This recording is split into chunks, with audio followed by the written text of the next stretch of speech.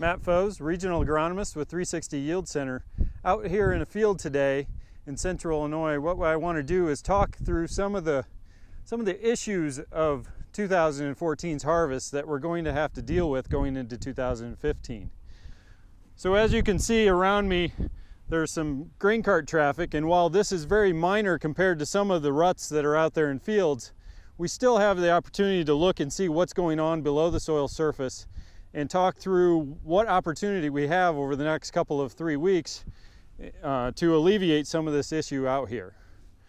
So in this path that you see, you've got some surface compaction, primarily from the grain cart.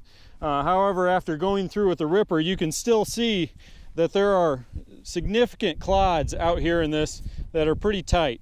So one of the things to consider as you do tillage to go through these fields is make sure they're dry enough that you get good fracture throughout the soil profile, and don't just smear it into bigger problems for the future.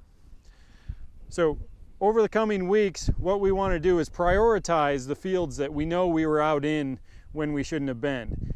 Head for those fields when the conditions are most appropriate to get that good soil fracture.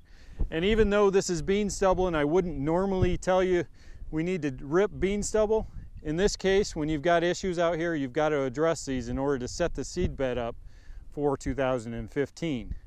So prioritize your fields, make sure you have them set up as well as possible. That way we get some of the compaction out, we let the freeze-thaw cycles happen over the winter, and we have a better seed bed for next spring.